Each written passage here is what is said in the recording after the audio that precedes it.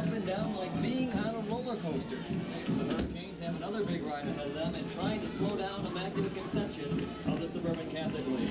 Tonight on TCNX Prep football game of the week, the Marian Central Hurricanes will host Immaculate Conception in week 4 of the prep football season. Good evening, I'm Rusty Silver, and along with me tonight, Brian Adams looks like for the ride. And Brian, this looks to be a very interesting contest. You know, the Northwest Suburban this early part of the season not off to a good start. They're 3-15 in the Northwest Suburban on combined total. Immaculate Conception coming in 1-2, and that Suburban Catholic League obviously is a lot stronger. We've talked about that in the past.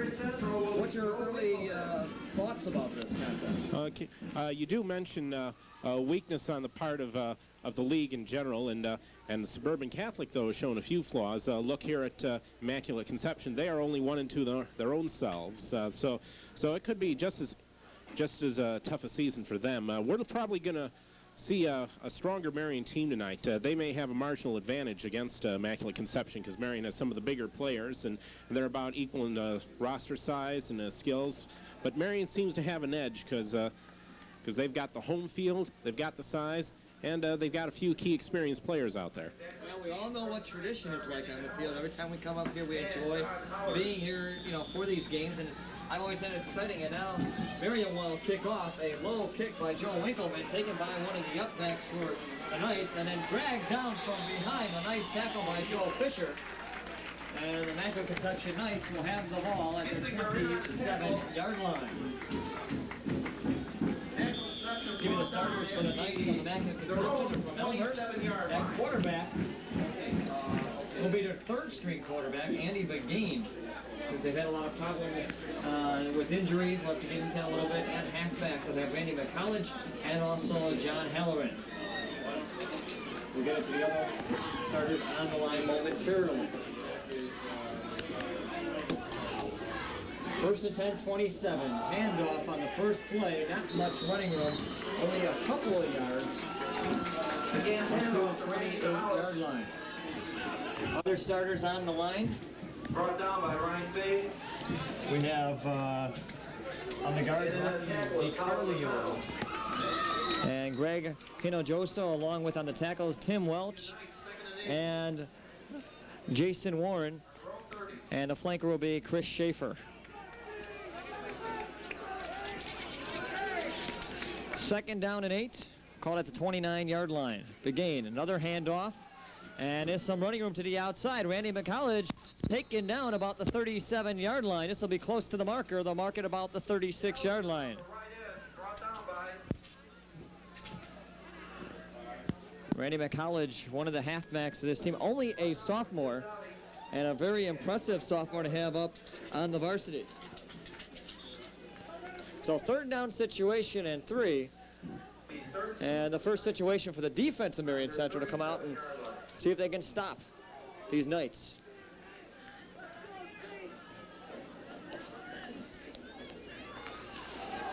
Handoff again, Mihalich going to the outside. First down, much more out near the 45-yard line.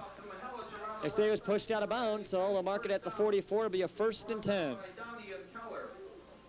Right off the bat, they're going to keep on a ground game. We may see a pretty fast-moving game here tonight because each of these teams more known for their rushing than for their passing. In fact, against Marian Central, I would definitely recommend that because they've had a pretty effective pass defense, so they'll want to keep it on the ground. Chris Schaefer set up as the wide receiver up on the near side. This is a pitch out. Mihalich again has the ball, breaks off a tackle up the middle, some yardage up near midfield. Taken down on the play by Jess Scarda, a junior for the Hurricanes. Now, I was mentioning the quarterback situation for Immaculate Conception, talking to the coach, Dick Eufrasio. They've had quarterback problems. In the game they lost to Round Lake, they lost a couple quarterbacks over the first 3 weeks. Mike Musanga's about 90% healthy, and he's their main starting quarterback. Their second stringer, even Brad Schmidt, also out with an injury. Second down and 5, ball at the 48. This is a handoff and taken down in the backfield after a short gain of about 2 or 3 yards on the play. the Knights are taken down. And met there at the left side as he came right around. So far, Marian's had a pretty fair chance, fair opportunity to contain them on the running game. And as he was hit hard there, just as he was crossing the line of scrimmage. So 3rd down. Another chance for the Hurricanes to try to stop the Knights here. Big gain, long count. Pitches out, taking the far side. Glanville carries it and stretches for the first down. Bounces off a tackler, and then finally taken down into Hurricane territory up to the 43-yard line. A gain of 10 on the play. And a good game by Glanville as he showed some extra effort near the tail end of that run. He got the first down, and if he hadn't been hit hard, he could have gained even more. Fortunately for the Marian Hurricanes, they were able to bring him down, but they have crossed midfield and are really threatening for the first time right off the bat on this first series. 1st and 10. Handoff Glanville up the middle, breaks off a tackler, still on his feet, then finally taken down up to the 38-yard line.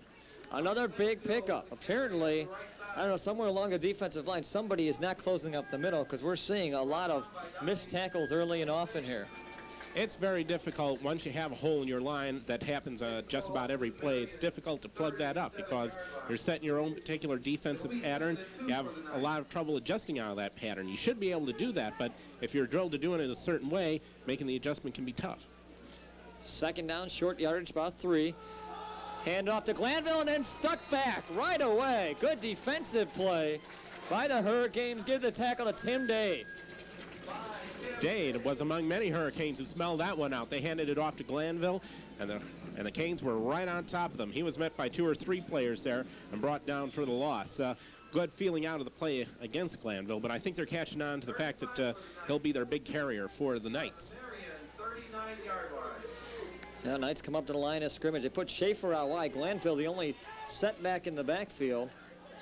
Actually have an offset in the eye there. The gain, pitch out, Glanville. Glanville goes to the outside, stretching for the marker. Will be close, taken down by a host of Hurricanes. They're going to mark it close to the marker. It looks to be a little short, though, by about a yard. Glanville's shown a lot of good speed here. But that's been countered so far by Marian's backfield, which has been able to slow him up once he breaks into the secondary. However, he's got it near the first down. He'll have about a yard and a half to deal with. Now the Knights have been on the opening drive almost 6 minutes. 6:40 to go in the first quarter. 4th down, they're going to go for it. The gain, long count. Pitches off Glanville. Glanville spinning around, taken down in the backfield. He will not get the first down. Impressive force there, led by Andy Racanelli. In spite of the fact that Marian's been stopping them, Immaculate Conception has still kept control of this particular drive. They have just been running so hard, but right up to that point, as Marian forced the fumble and made them get the turnover, now Marian gets a chance to try their game against the Knights. Well, set up the Hurricanes. First time they have the football tonight. Jim Klassen at quarterback. Long count, Klassen pitches it out. There's a little bit of running room and then taken down, not much there.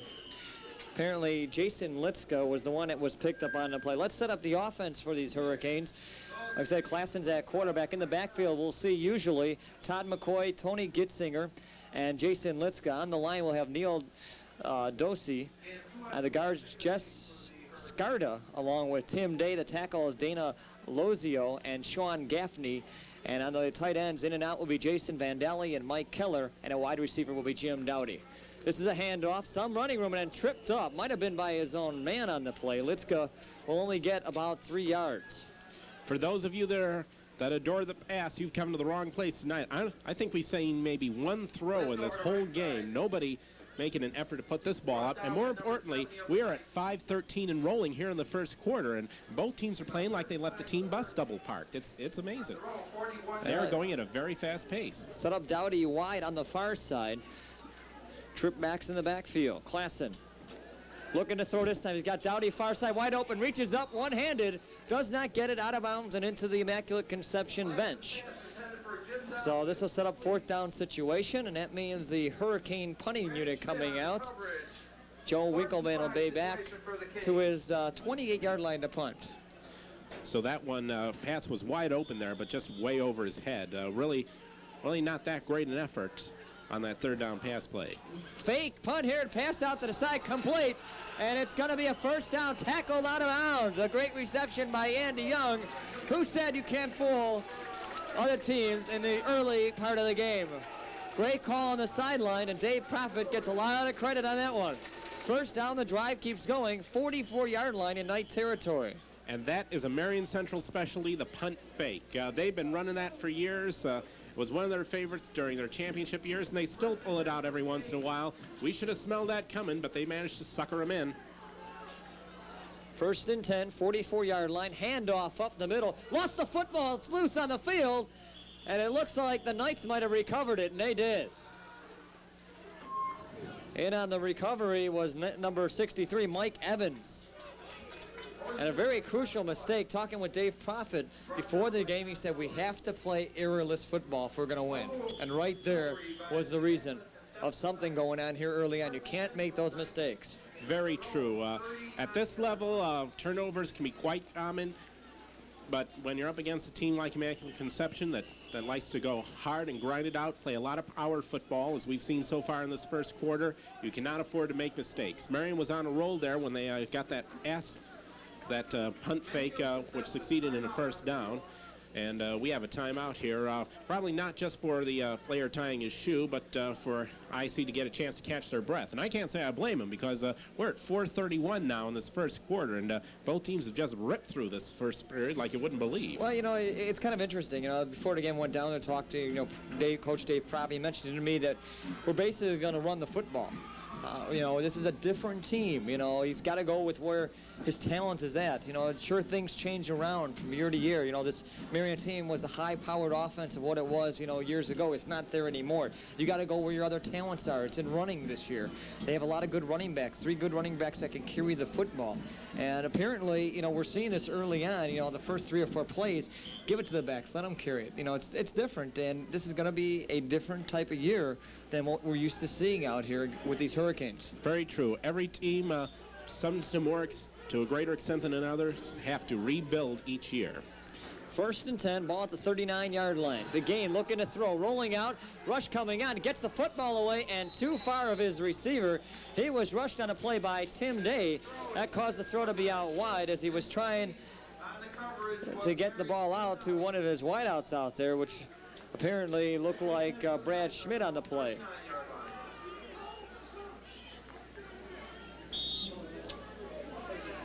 So 2nd down and 10, so the first attempted pass by Begane goes for an incompletion.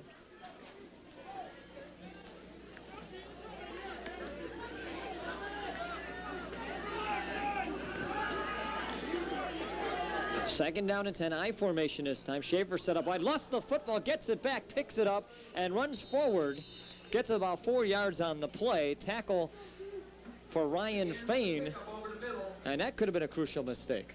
Very much so, because he dropped it right on the opening snap, and the Knights proved themselves to be not invulnerable to the mistake. That one just jumped. Fortunately for him, it bounced right back up to him, so he was able to run the play pretty much the way he planned it. But in a situation like this, you can't afford to have these mistakes. I'm sure IC is thinking they can't make too many errors either.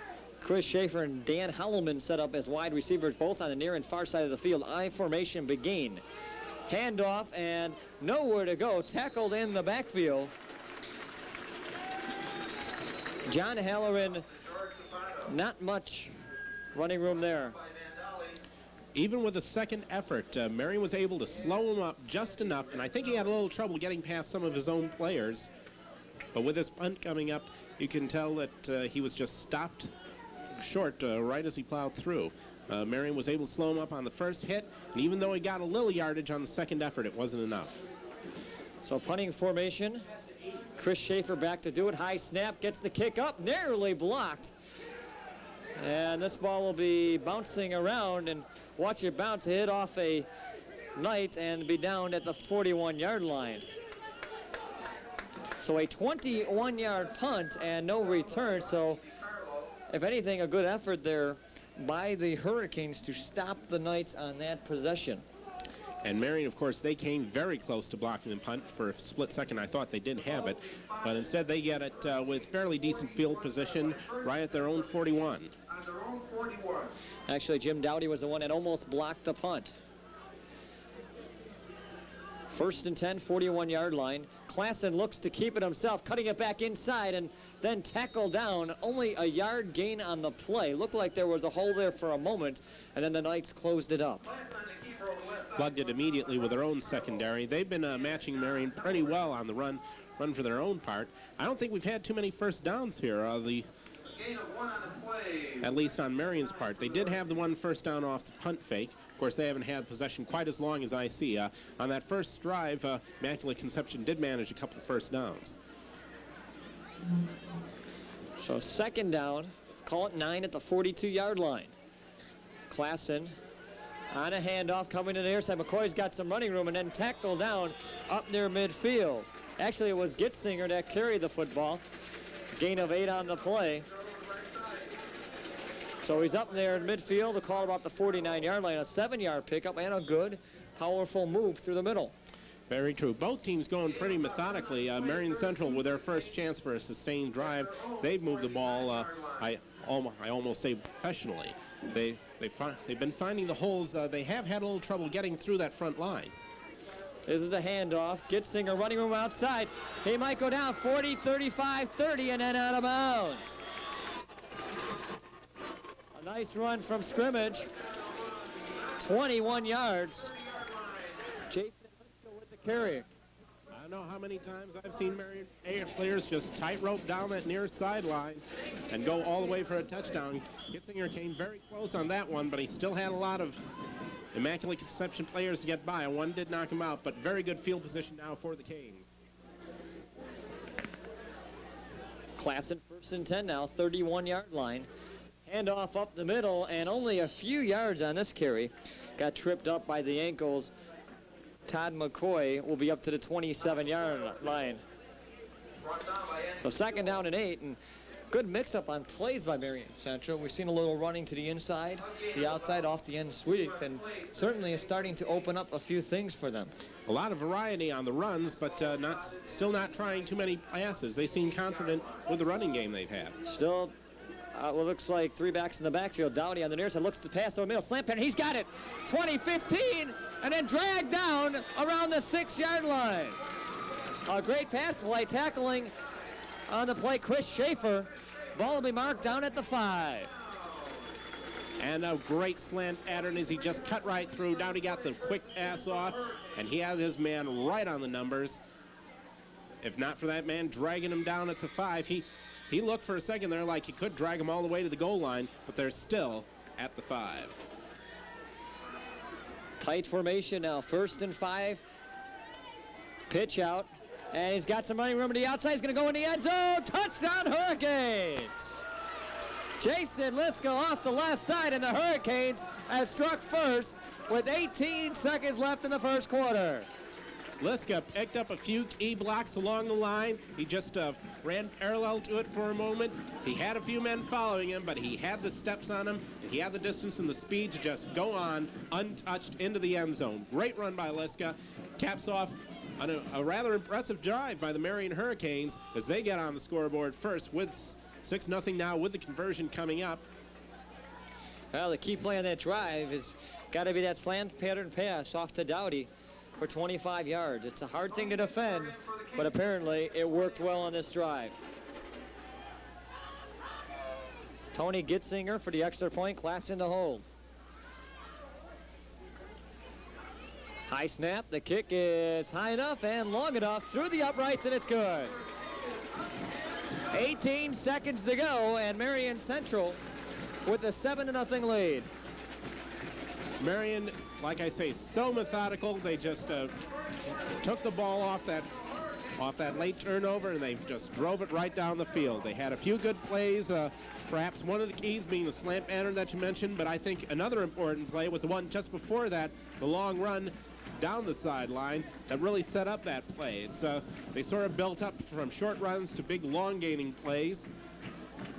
another Marian trademark over the years. Just building up with those big returns, those big drives that have gotten them into the end zone. Now Marian's ready to kick off to Immaculate Conception. Now, I bet this has got to be a confidence builder for them. Remember, they've gotten off to a rough start here. Although they did get the one win against Winnebago, that one was a relatively easy win against a team that's down one class from them. To get it against a fairly decent team and the likes of Immaculate Conception, that's going to help them a lot down the line. Now, Coach Dave Profit before the game said we got to score early, and certainly he's done so far. Winkleman with the kick. It's a high kick, short, bouncing off one of the upbacks. Halloran will pick it up and then drive forward, tackled at the 29-yard line. In on the tackle was Matt Siak, so about a 5-yard gain on the kickoff return. So the Knights start at their 29. Knights not going to have too much time to work with in this half and in this quarter. In fact, looks like they're going to let it run out and end the first quarter down by 7 points. And that's the end of the first quarter. 7-0. Hurricanes are out into the lead over the Knights. Reminder that next week we're going to enjoy one of the homecomings around the Northwest Suburban. We'll travel ourselves for the first time out to Round Lake High School this season, and we'll see the opening game of the Northwest Suburban Conference, the Johnsburg Skyhawks taking on the Round Lake Panthers. It'd be nice to see Coach Mike Dunn and find out what he's got in store for the Northwest Suburban. You know, they were the team that beat IC last week in the first round of the Suburban Catholic League play and beat them handily too, 13-0. And some of the coaches from IC mentioned to me that they were a pretty good ball club. So that'll be an interesting contest, and we'll see there. Johnsburg will be at the Round Lake Panthers homecoming, and we'll be out there on an afternoon contest. You'll see those games Monday at 7 and Thursday at 4:55. And Rusty, it looks to me like these conference games are going to loom even larger than they have in the past, because in the past they've usually had 1 or 2 teams that are strong enough to get playoff spots. But I think this year, considering how weak the conference appears to be, they got to scramble for that one conference championship, because it looks like that'll be the only ticket to the postseason available out of this conference. One thing I'd like to look for is where the Northwest Suburban tie-breaking book is, because we're going to need that before the end of the season, because I got a feeling we're going to see 4 teams at 3-2 vying for a bid at the conference title. That could be wild, and we may have to put a Philadelphia lawyer on retainer as well. Start of the second quarter, 2 wide receivers set up on the near side, handoff off the left side, and pushing his way. Looks like it was Glanville for about 4 yards. 3 Hurricane players on top of him to bring him down. In on the tackle leading the way is Mark Salemi. So about a 3-yard pickup on the play. Our ball is at the, let's call it the 32-yard line. Yeah, it works for me.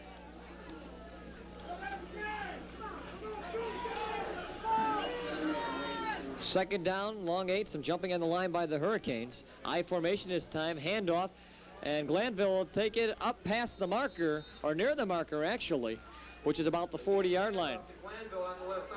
And I think Glanville may have it. This could require a measurement. No, they give him the first down. Glanville with more good running as he takes it all by himself to get that first down. Immaculate Conception sticking with their game plan. They're going to keep it on the ground and just run it right at these Marian Hurricanes. They have no choice, really. They don't have anything they can work with at their quarterback. And Glanville not amongst the starters to start in this game, but apparently is showing his talents here as a junior. Schaefer set up the only wide out on the near side, handoff. Glanville again found a big hole off the right side, skipping his way up to about the 47-yard line. Again on the tackle, Ryan Fain. Glanville over the right tackle, brought down by Mark Keller. Gain of about 5 in the play, he's about second. Interesting, the run defense that Marian Central has had. They've been staying pretty much parallel with the Knights as they've been going on, but the Knights have been doing the same thing, only much more effectively, just following the men in the backfield, both secondaries shadowing each other. Shaver again set up on the near side. This time they go a couple backs in the backfield, offset eye, pitch out, and taken down in the backfield, nowhere to go. Halloran is down and out. A 5-yard loss on the play, and a great job picking up on that one by Mark Salemi, went in on the tackle. Marian showing flexibility that they aren't just hung up on Glanville. They saw that Halloran was getting the ball and they stayed on top of him. Sometimes when a team has one big aircraft carrier, one big gun that they always go to, you just automatically follow him, and that leaves holes open for someone else. 3rd down and 10 situation, only one wide out in Schaefer. Hurricanes looking to blitz. This is a pitch out. Some running room to the outside. Glanville taken down in the backfield. Hurricanes on top of them, and then on the tackle there is just Skarda. A loss on the play of 4, and the Knights look like they're going to have to punt. Marian right on top of both those runs, and that's a key as they force the punt. They get into that backfield very quickly. They have 2 or 3 players right on top of them and are able to bring them down fast. Glanville doing the counting in the backfield. Schaefer back to kick, and a timeout taken on the field as Jason Liska was ready to receive it back at his 35-yard line, and apparently the Knights were thinking about it. I wonder if they were thinking of the fake punt, or actually we saw Glanville doing his counting there, seeing if there was enough players on the field, and maybe they were one short and said, wait a minute, we need enough players out here on the field to run this play, or else the Hurricanes might be coming to block the punt. And the irony here is that as they were setting up, number 75, Mark Salem, he was running like mad to get off the field because he was out there when he wasn't supposed to be, and Marian had one extra player. And for a second there, they were probably tempted to borrow him for just a second, but he ran like crazy, got off the field in time, but IC winds up calling a timeout. So well, you know, it's a good thing that you do that. Unfortunate for the Hurricanes, you know, if you're out there on the field this year, they've changed the rule that if there's a penalty on that, it's a 15-yard penalty.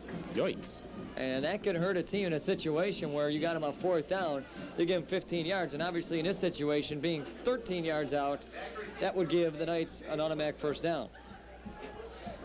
Nevertheless, it's still 4th down and 13. Schaefer back to kick about his 26-yard line.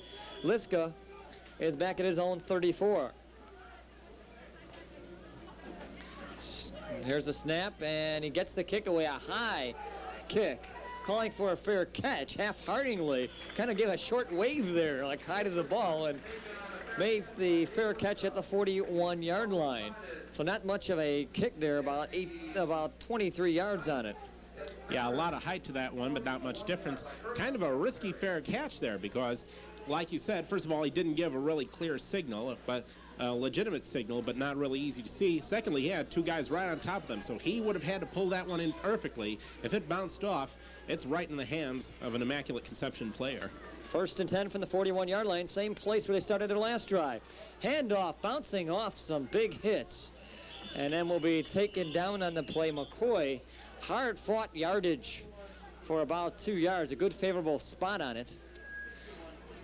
Todd McCoy through the line.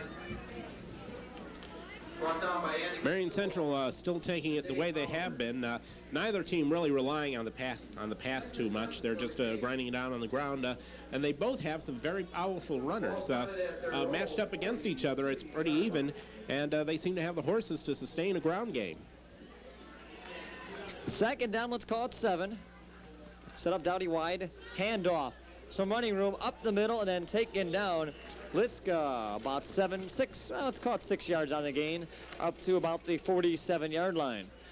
Good pursuit off that left side. I think Marian's starting to find where the Knights have holes out there. Very true, and they find those holes, they seem to gain, in some cases, to gain yards like 4 or 5 at a time. It takes a lot of nerve, and I'm always amazed at kids who go out there and take shots like that so much, because you gain 5 yards, but you have 2 or 3 guys hitting you, and those hurt in the morning. Hurricanes send Dowdy out wide. Go with the 3-back backfield. Klassen looking to throw right over the middle. Nearly complete, incomplete, as it was off the hands of Jason Vandali. Couldn't reel that ball in. Tried to do it with one hand and just kind of lost it right off the arm there. That's right, Vandali trying to cradle it in. Bring it in with one arm. He almost had it there. In fact, that may have been teetering right on the edge between an incompletion and a fumble. Winkleman back to kick and calling for a fair catch, and gets the fair catch at the 26-yard line.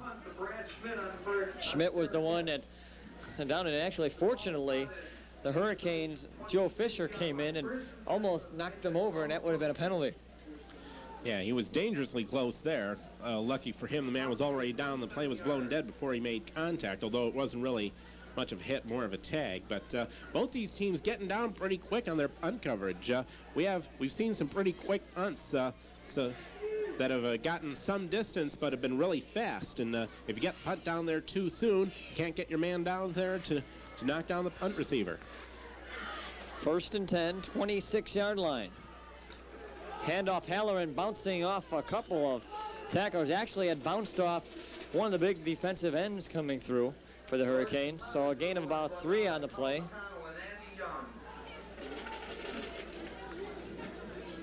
Gain of about 3 on the play, 2nd and 7 for the night. Immaculate Conception, they're trying to find some of the holes in the Marian defense. Mostly going through the middle, they've had not much luck, so they got to try to stick to going around the ends. 1st and 10. Go split wide receivers, 2-set backfield. Handoff and nowhere to go. Nice job by the Hurricanes to stop Halloran. Again, handoff to John Halloran. And great tackle on the play from the Hurricanes that jumped up off of the defensive line. Marian was stacked just to their own right line side. If Marian had decided to go to their right, Marian's left, they would have had a couple of openings there because Marian was overstacked on the opposite side. But they were in the right place at the right time because they were there to bring him down, and he just barely got around to his own line of scrimmage. Dan Holloman and Brad Schmidt set up as wide receivers along with Chris Shavers. Go 3 wide receivers looking to throw. Again, throwing it up. Gitzinger picks it off. 35-yard line, running room. Down to the 30 and 26-yard line before he's tackled down by Rocky DiCarlo. So the Hurricanes come up with a mistake off the throwing arm of Begin and possibilities of scoring more points here. Marian saw that one coming down Route 120. They had players backing off of the line, ready to go back into the secondary and surround the player. There were like 4 Marian players around the intended receiver, able to pick that one off, reel it in, and gain some yardage. Now Marian threatening again. 1st and 10. Here's a pitch out. Liska trying to cut in, has some running room, pushes his way across the 30 and into the 28-29 yard line. I should say out to the 28-29 yard line. So close to the marker, about a yard or 2 short. Marian's still charging right along here, as we've seen very, very effective things, both offensively and defensively. I'd say not just in terms of score, but in terms of ball control, Marian has definitely had the better of this game. 2nd down, short yardage to go. This is a handoff up the middle. And I don't know, depends on the forward progress. I got a feeling he's back to the line of scrimmage, not much more there. Yeah, I don't see a 1st down coming out of that one. On that play, Immaculate Conception right there to pick him up as they try to go through that left side hole. They're able to plug it up effectively. And even with 2 or 3 guys trying to pull him down, he still stayed on his feet. If not for the forward progress, they'd still probably be pushing around out there. Well, I'd say this is 2-down territory here. I don't know how much Winkleman's foot is on field goals, but just by judging on kickoffs, you're definitely going to go for it on 1st down or on 4th down here.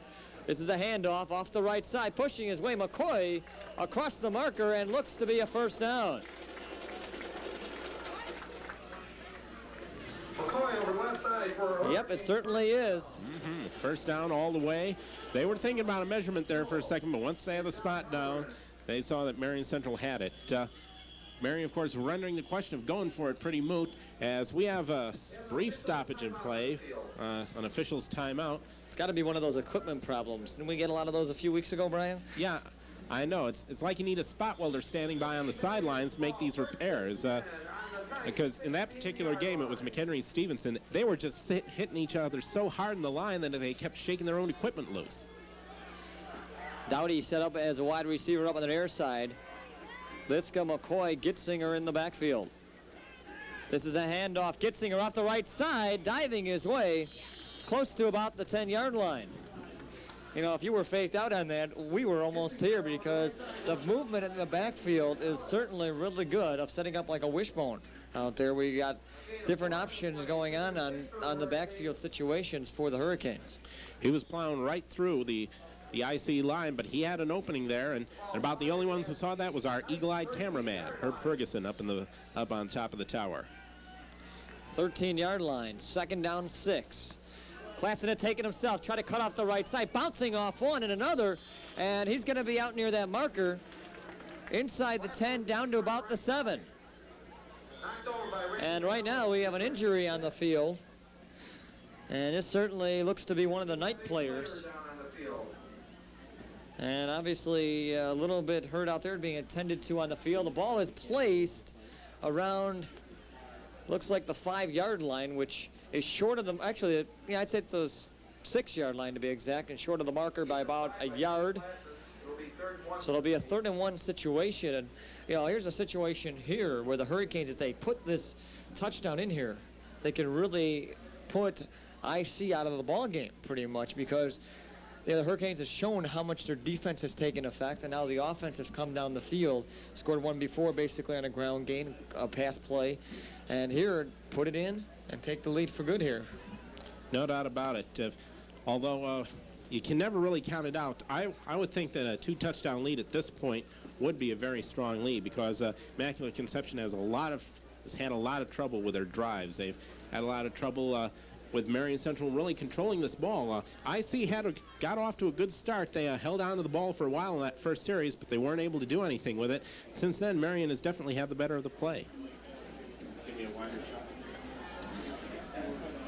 Well, while they're tending to him on the field, we can talk a little bit about, the Suburban Catholic League. We mentioned it last week when we were out at St. Edward, or at least I was mentioning, it's a tough situation for the Northwest Suburban to play them in a 2-week span, but it's also a good experience. And, any team that comes up with some victories, if they have good seasons, and it could help their stability or the possibility of getting closer to the playoff picture towards the end of the year, because if you're a 6-3 team and you have a team that's awfully high in the Suburban Catholic League, those points or those victories that they get will enhance any teams in the Northwest Suburban of getting into the playoffs. Keep in mind, under the playoff point system, you get 1 point for every win by an opponent. Since you're playing against a team that's in a 16 conference, I think you're pretty much guaranteed 21 points in the totals, and plus you can get a few more depending on how those Suburban Catholic League teams play, because they all work out pretty even. It involves a lot of complicated mathematical theory, which I barely understand myself, but for Marian Central and for all the teams in the Northwest Suburban, playing against the Suburban Catholic, I think, has really been helpful over these past few years. It's really interesting, on who they play and everything. This week, it's quite interesting, the matchups that are set up with it. Marian, who's off to a big start, one of their best starts in the Suburban Catholic League, up at 3-0. They're playing Grant. It'll be really interesting to see if Grant has anything, if at all. They've lost their first 3 games. And then St. Edward, we saw last week, is playing at Grays Lake. Who knows, Grays Lake can get a victory out there. I wasn't really too impressed with St. Edward, where Grays Lake, if they can put something together, they're playing with a run and shoot. New coach this year. Hopefully we'll get a chance to see him later on in the season. There's a possibility towards the end of the last 3 weeks. Wayne St. Francis is playing Johnsburg, Immaculate Conception. Of course, we're seeing them here tonight. And Driscoll was taking on Round Lake. That's an interesting ball game. Driscoll defeated Marian Central last week in a big ball game, 24-6. Then Montini, who's also to a good start, is taking on Wakanda. By the way, the injured player there, Brad Schmidt, for Immaculate Conception, he eventually wanders off the field with a little help. 3rd down, short yardage. Handoff, some running room. Let's go off the left side. Going to go in the end zone. Touchdown. Boy, was there a hole on that one. You could have driven a Mack truck through there. That improves the lead up to 13-0 for the Hurricanes. Liska could have brought 2 friends in there with him. That was such a big hole. It opened up perfectly for them. Marian once again smelled out weaknesses in the Immaculate Conception line, and they wind up with yet another touchdown. Extra point coming up, and Marian, I'd say, is riding high. They are doing a very impressive job against Immaculate Conception. The injury to Schmidt might have hurt the Knights, because he's one of the key players, I believe, somewhere on the line, and that might have opened up the holes on the left side, so Marian took advantage of that situation. Gitzinger will try the extra point. Klassen will hold, places it down, puts it up. Off to the side. Does it go through? Yes, it does. 3:03 remaining, second quarter. The Marian Central Hurricanes have upped their lead to 14-0. Definitely a confidence builder for Marian Central. After some rough performances in the past few weeks, hopefully this is indicative of the whole conference. Maybe now that they're further into the season, this means that they'll get a little stronger, they'll start playing a little tougher, and it could make conference play beginning next week very interesting to see. As for Marian in this particular game, they've just controlled it very well. They've opened up the holes when they needed them. They've given their running backs plenty of room for some of these long drives. In fact, both the touchdowns here we've seen are the result of great blocking. They just made the holes, let the speed take over. And not only those two scoring plays, but the plays preceding them, the blockers make the holes for them, they make the room, and give their fast guys plenty of room to run through. You can't underestimate the value of your blockers, your line, your forward guys, all opening up the holes. I mean, they're as crucial a part of the team as the glamour boys, the quarterbacks, the receivers. You need everybody in this game. 6 plays, 26 yards. That was all set up by Gitzinger's interception. On the kickoff here, short, and then taken out of bounds rather quickly. Brad Schmidt with it. And literally, the Knights will start their drive at the 37-yard line. Now we have exactly 3 minutes to go in this game, and this is another thing that's indicative of the control Marian Central's had. We've seen very few pass plays. Most of it has been on the ground, and most of it has been in favor of Marian Central. Well, we might see IC do some throwing here if they want to get something on the board, or else they're going to be trailing at halftime. 1st and 10, handoff Glanville, big hole left side. We'll get a few yards across the 40 to the 41-yard line, a gain of 6 on the play. Brought down by Mark Salemi and Tim Day. Tim Day in on the tackle for the Hurricanes.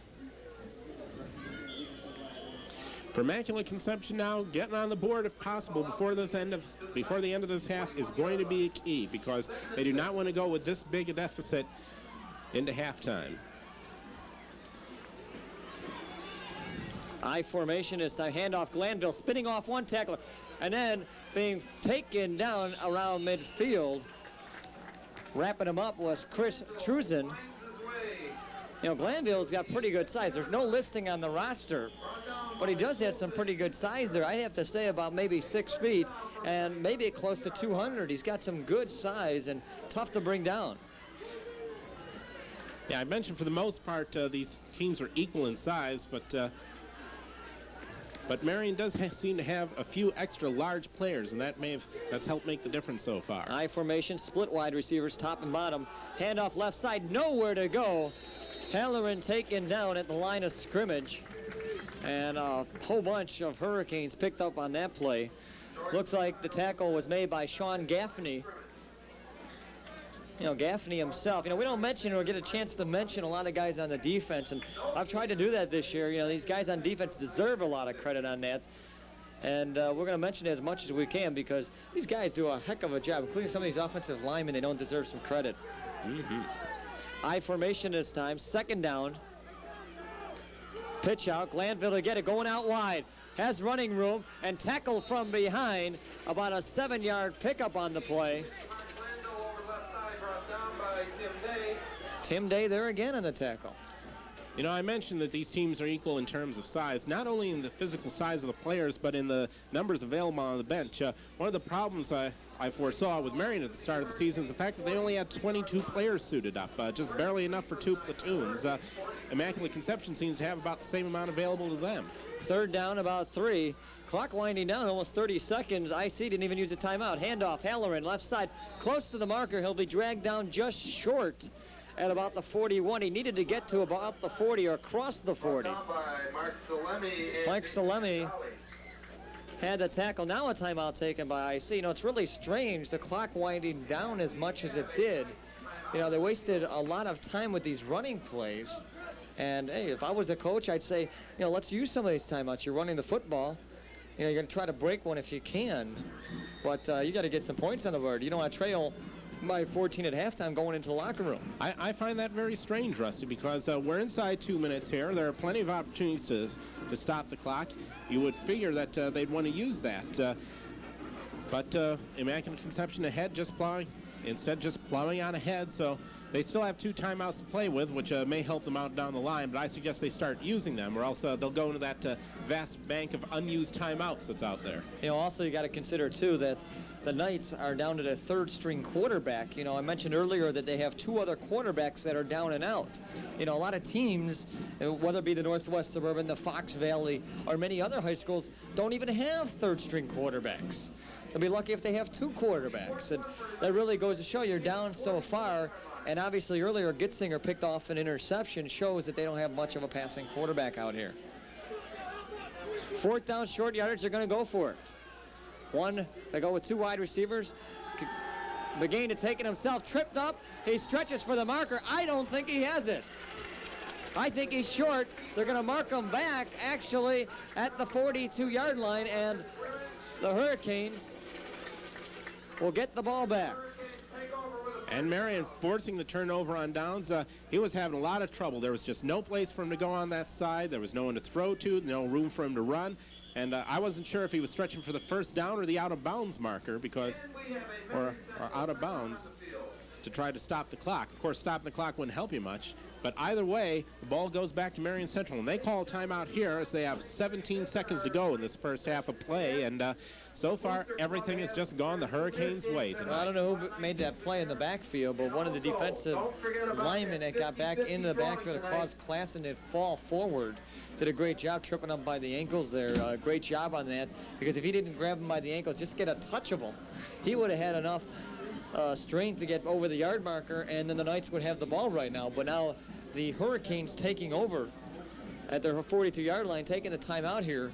And I know Coach Dave Prophet's going to talk, say, well, should we go for more points? But I would think that you're just basically going to put a knee down or run a running play, don't lose the football, go in the locker room, be happy with a 14-point lead in this situation. I don't know. Coach Prophet strikes me as the go-for-it type. I have a feeling he'll try running one play. No, I don't think he'd go that far, but seems to me he might try some sort of running play, maybe a sweep around one end, because he's got a lot of space to his left that he can work with. But if they're running within 5 seconds, they may just take a knee. But over the years, Marian has had a history of going for it unless they're like way, way ahead. And right now they're merely way ahead. They got to add a couple more ways before they consider that. And they sent out only one wide receiver, Jim Dowdy on the far side. 3 backs in the backfield. Klassen looking to throw. Going to go for the long one. And it's going to be too far. He was trying to get it to Jim Dowdy. Well, I guess that's close enough for the Hail Mary there with 1 wide receiver. But that doesn't do much when you got the Knights sitting back there with 4 players or 4 guys in the secondary ready to get the football.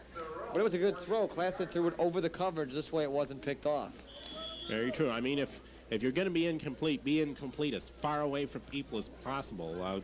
And they'll probably take another shot at it here. It doesn't look like they're going to. Well, this looks like a Marian Central type of offense. Trip wide receivers on the near side, 1 back in the backfield. Handoff up the middle. Some running room. McCoy up to about the 45-yard line. Will they call timeout? And I think they will. There it is. Timeout call with 6 seconds left at half. And, it's amazing. The part of the Immaculate Conception bench are thinking it's halftime. They're starting to walk, or they were trying to walk, it looks like, thinking that's it. They're not going to call time. But Marian Central wants to get something going or get more points on the board. Of course, any good coach will tell you that no lead is safe, and Marian wants to use any opportunity they can to stick a few extra points on the board here. With 6 seconds, there's an outside chance of 2 plays, especially if they throw on this next one and can get the quick timeout. More likely, they're going to bank on everything right here and possibly go for it all. And I think that's to be encouraged, because IC has had a bad half so far, but they still have comeback ability because they still have some great athletes, and they have managed to find a few holes in Marian's blocking. And I think they're going to make them wait the entire time before starting it up again. And it looked like they were going to go for it, and then the referee sent Marian Central back to the huddle.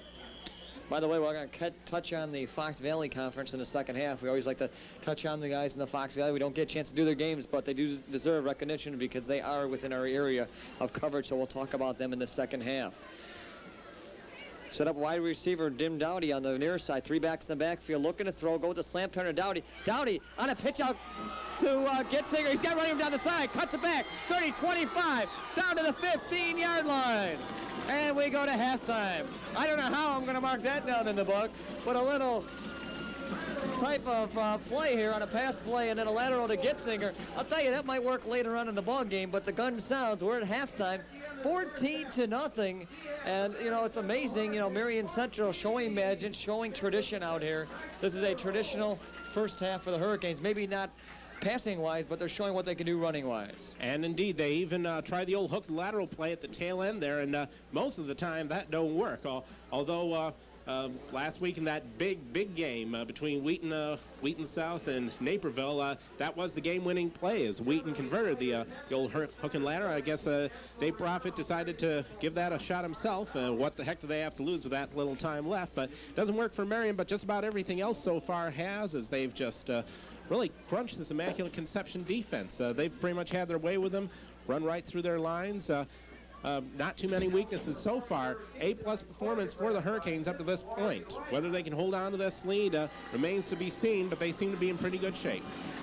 Well, we are at halftime, 14-0, Hurricanes with the lead. We'll take a break and we'll come back with the second half.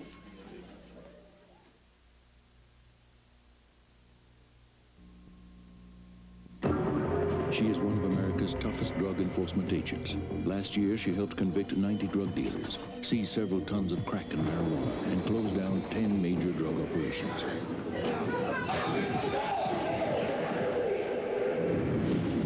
She is a 68-year-old grandmother named Irma. She set up a community drug watch that is not only changing her neighborhood, but its future. There are many ways to help in your community. Call the Points of Light Foundation. Do something good. Feel something real.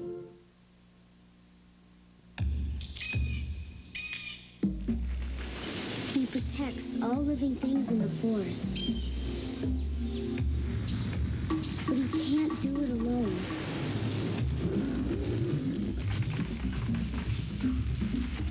Please don't play with matches. Put out your campfires. And never, ever forget the words of Smokey Bear. Only you can prevent forest fires. Remember how good it felt the first time you gave 5? Well, now there's another way to give 5. Set a goal to give more. 5 hours a week and 5% of your income to the causes you care about. It'll make you feel like a winner every day of your life. So give more. Give 5.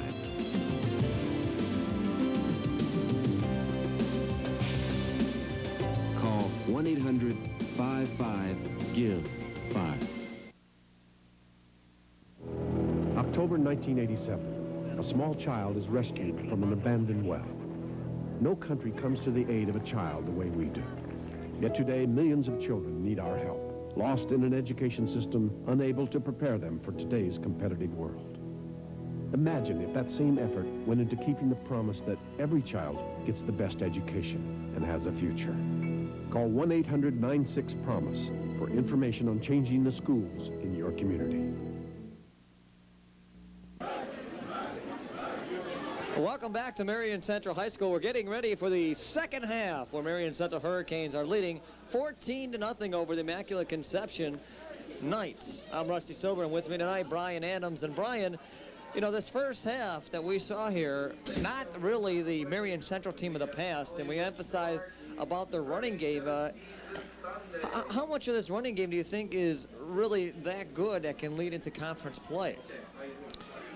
Kind of going to be tricky to tell because it seems that a lot of the teams in the Northwest Suburban are matched up pretty easily this year. This is kind of a different look for Marian because they've always been mainly a throwing team in the past. But coming up this season, it's going to be tough to see. It may shake out after the first game, but Marian's running for the purposes of this game has been all right. But we're not sure yet. It remains to be seen, really, how they're going to do against the rest of the Northwest Suburban. Here are some of the statistics in the first half. For the Knights of Immaculate Conception, all the yardage on the ground, 75 yards. Glanville led it with 12 carries, 51 yards. For the Marian Central Hurricanes, pretty much evenly distributed. 80 yards on the ground, 68 in the air. Jim Klassen, 3 of 4, or make it 2 of 4 for 55 yards. Total of 148 yards total. Jason Liska, 7 carries, 50 yards, and on that last play there we find out that the 23 yards goes as, or make it a 30-yard pass play, goes as a pass play to Gitzinger at the end of the half there. The Knights will kick off, and Marian Central will have the ball first here in the second half. John Bland will be doing the kicking. Gitzinger, the deep back for the Hurricanes. It'll bounce to him. Liska picks it up at the 18, moving down the field, breaks off a couple tackles and taken down from the backside up around the 40-yard line.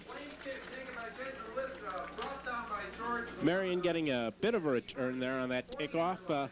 Both teams not really doing too much on the kickoff returns because they've been covered so effectively. That's one place where they've really been evenly matched. Marian Central, of course, they got the ball to start off with the second half, and they managed to weather the storm when Immaculate Conception had it to begin the game. Now we're going to see what kind of ball control they can mount. 3 backs in the backfield. Klassen on a handoff. He's got McCoy running room up the middle, about 6-7 yards. In on the tackle. Always interesting to see how many players it takes to bring some of these Marian guys down, because there's sometimes just a whole mob of Knights having to bring down one single player. A lot of power running on the part of Marian Central as they get even further penetration. Even with all those guys all over him, he still managed to get about 7 or 8 yards on that gain. Second down, and going up the middle, this will be enough for a first down. In on the tackle, Andy Castillo, as McCoy gets the first down yardage.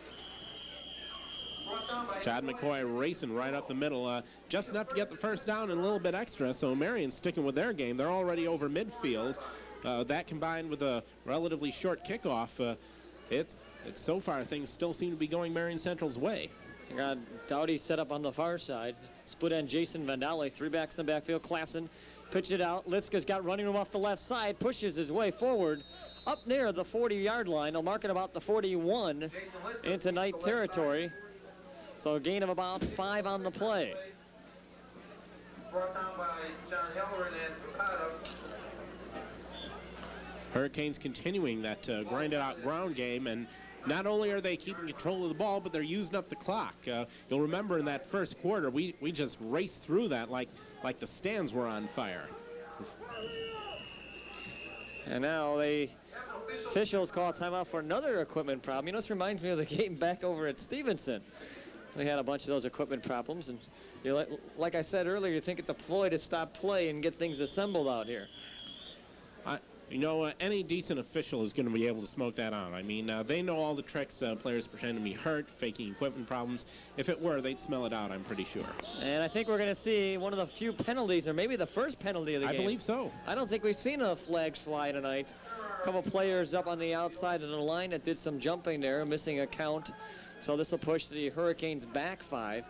But actually, you know, I don't think I've seen a flag come out of those referees' pockets tonight. I am certain, Rusty, that this is the first penalty of the evening, and a relatively minor one at that. It moves Marian basically back to the line of scrimmage they just started from, so it's not that great a loss, but they're still looking at third down, or I should say second down. Is about 10 to go. Klassen underneath center. Dowdy set up on the far side to go with the 3 backs in the backfield.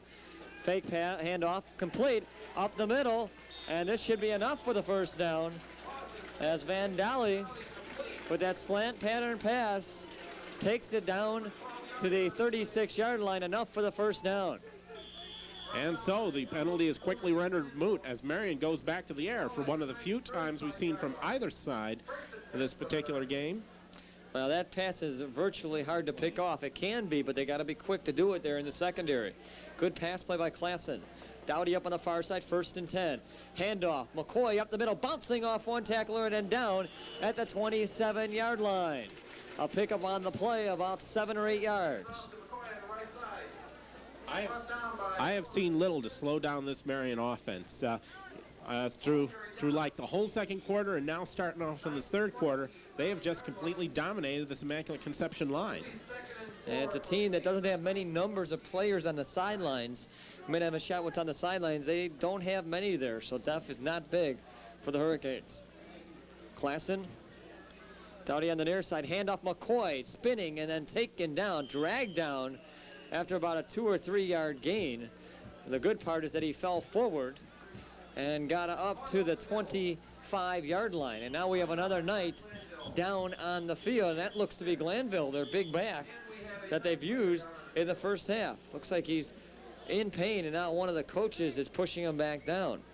Yeah, and it is indeed Glanville, and if it knocks him out of this game, then this could be the final nail in the proverbial coffin for Immaculate Conception, because he's been one of their go-to guys through much of this game, and if he's seriously injured here, could have a definite adverse effect on Immaculate Conception. You know, you mentioned the numbers game for both sides. In terms of depth, neither of these teams is in danger of getting the bends, and that's been an equalizer here because they both have only roughly 22 or 23 players suited up on each side, so that really hasn't been a factor as, in terms of numbers and lineups. Of course, going up against some of the bigger schools, that could hurt Marian Central, especially since they're facing a 5A school in Round Lake. Well, you want to notice on the Suburban Catholic League, not many people follow it. I know we don't too much, but during the 2 weeks we've tried to, and Immaculate Conception has been in dominance over the last number of years along with Driscoll. And this year it's a little different with the injuries that they have had using a third-string quarterback. They're sitting at 1-2, and along with Driscoll on the bottom at 1-2, and St. Edward down at 1-2, and you got teams that have not been up there that many years. St. Francis at 2-1, Marian Military Academy at 2-1, and Montini at 3-0 coming into this weekend's play. That really shows changes happening there, whether it be by injuries, changes with class side, and basically some teams going through rebuilding and losing the talented players that they had the year before. Glanville back on his feet as he's being helped off. Seems to be walking off a little, but it's still up in the air as to whether or not they let him return for this game. He'll have to sit out a little while, quite obviously, but he seemed to be in some serious pain right after that play. In fact, they made him lie back down on the grass before they to examine him thoroughly. I have a feeling he'll be back, but not for a little while. First down and, or make it 3rd down and 1. Oh, caught a long one here. Klassen long count. Looks to pass, going to Dowdy, goes over his head. Fortunately, Dowdy got a hand of it, because if he didn't, that ball could have been taken down the field for 6 points. Very fortunate for Marian that he did, because that one actually seemed to be thrown behind him, and he had to reach back and at least try to get a hand on it. And that hand tip, even though it wasn't able to get on the reception, was just enough to keep it away from the Immaculate Conception defense. So now Marian at 4th and 1, and they're going to go. 4th and 1. Let's see if they're going to get it here. Tight formation. They give it to Liska. Liska, left side, has it more. There he goes, right into the end zone. Touchdown for the Hurricanes. Oh, was there a hole there? He's got a lot of speed right into that end zone. A 26-yard touchdown run. And key blocking along the line once again does it for the Hurricanes as they open up not a hole but a gorge for Liska to run right through. A second ago we were wondering whether or not they'd get that first down, but Liska renders the entire question moot as he bursts through that line and takes it all the way through for the touchdown. Marian again gambling on 4th down, and it pays off big for them as they lead this game by a score of 20-0.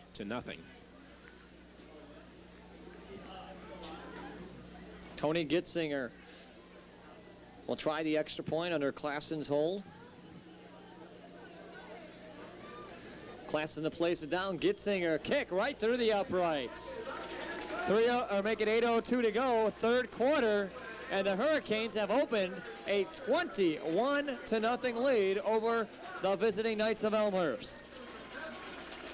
Well, only the most nitpickiest coach could find anything wrong with the way Marian Central has performed tonight, because they have done everything to near perfection. Remember, Dave Profit said they couldn't afford to make mistakes, and apart from that single fumble early in the 1st quarter, they have made none. They have kept control of that ball. They've converted most of their first down opportunities. They've gotten on the board 3 times already, and they are clearly in command of this game.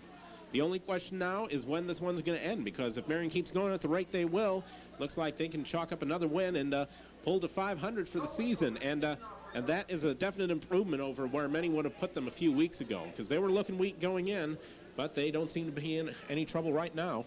Now that drive, 7 plays, 59 yards, just like their opening drive, going 59 yards there. And it only took 3:48 off the clock, so it was a pretty quick drive on the running ability of Jason Liska. Winkleman set the kickoff. Schaefer back to receive it. It's a short kick. Halloran will get it, and a big pop, taking him down at the 32-yard line. How big was that pop? I heard it all the way up here. Mark Salami, about 5'9", 230, used all of his ability, and unfortunately for the Knights, he took him down, and of course the Hurricanes are excited about it, and boy, the coaching staff of the Knights don't like that. Maybe good for the players to do that, but it's not that good when you see a player getting injured on the field. Of course, enthusiasm, kind of the problem for Marian Central is we see the player down there. Many of them probably weren't aware that he'd been hurt, but that was just a really heavy hit. Yeah, it might have been a hard hit, but you don't like to see that happen. You know, you talk about games, you see it in the NFL, you see it at different levels. You know, players that get hurt in situations like that. And in fact, there was a piece in the Sun-Times, one of the Chicago papers, mentioning about, you know, players that have gotten hurt in playing in the NFL and that aren't playing anymore. You know, you just don't, you know, it may sound good and you think it's really good, but when someone gets hit like that, boy, the after effects sometimes can be really damaging.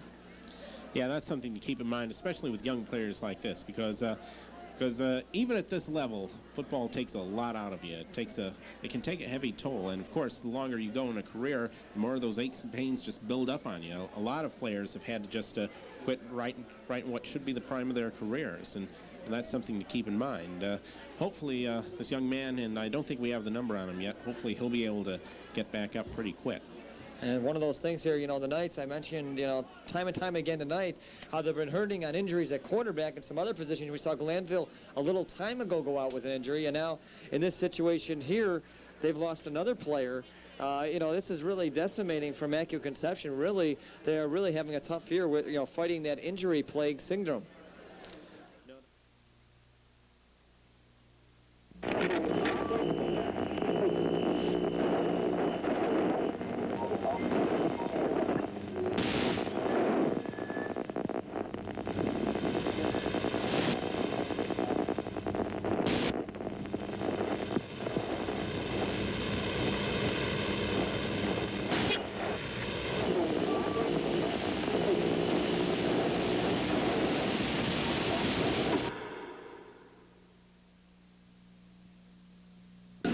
Welcome back to Marian Central. It's 21-0. The Hurricanes are leading the Immaculate Conception Knights here, and Jorge Zapata has been taken on a stretcher into the ambulance there and getting a good hand for the Marian Central crowd. That's good to see, and hopefully he'll be all right there, as he took a bad hit and was taken, basically had a bad hit on the situation. So we'll take him in there and we'll get the ambulance to roll it away. And, you know, Brian, you know, I mentioned a little bit about that situation. You see those situations, and you see teams that just, you know, get hurt by injuries. I'm sure the Knights go back there and the coach and say, gee, we're going to miss a player who's really a two-way player for these Knights. And you saw Glanville get injured earlier. And being down 21-0, you kind of say, how does a coach get your team back up from something with all these situations happening? Yeah, keep in mind, we've been away for about 5 minutes here as we had to stop for this timeout. I mean, between that and the fact that a friend of theirs is now lying in an ambulance, that can have a telling effect on players. But as soon as we get him on his way, it's time to get back into the flow of the game. You know, you could throw that on the other side, too. You know, Marian Central out of this whole situation, having time away and not getting in the game. Some of these players are jumping around, trying to get themselves loose again because you were going in such a flow out there on the field, and you get stopped. And sometimes, you know, the coaching staff from Marian has to be a little bit worried and hopefully thinking, gee, well, let's not, you know, lay down here and say, well, gee, they lost a player and we can take advantage of that. They have to be on their heels as much as they were before. Okay, and we should point out that they are taking usual precautions, keeping him immobilized, but I did see his feet moving earlier, so that's always a good sign. Of course, in a situation like this, you don't want your patient, and now he's a patient, moving around too much, possibly aggravating the injury. this is a serious situation. And of course, Marian at the time, they didn't really realize anything was wrong at first because they were busy celebrating, and the Immaculate Conception coaches came running out of the field yelling at the Marian players to get away. And of course, at the initial time, we were all just excited about the great play that was being made. But the reality, of course, is that he's now leaving in an ambulance. Hopefully, this young man will be feeling better much soon. And the people that made it here from Elmhurst on the far side was giving him a standing ovation as the ambulance was going by, and it'll leave towards the south end of the stadium, and hopefully he'll be all right, and we'll get this game back underway here. That was off the kickoff where Zapata was injured. We had the delay in the game here now, so it's 1st and 10, ball at the 32-yard line. The Knights will have it. Bagata on a handoff right side, and a little bit of running room is Halloran. About a 4 or 5 yard pickup.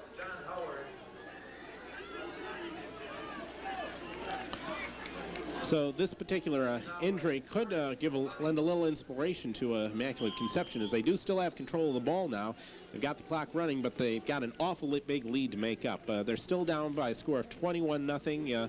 They're about halfway through this third quarter, and still a pretty big mountain for them to climb, although it can be done in it, and we've seen it happen a few times. I formation.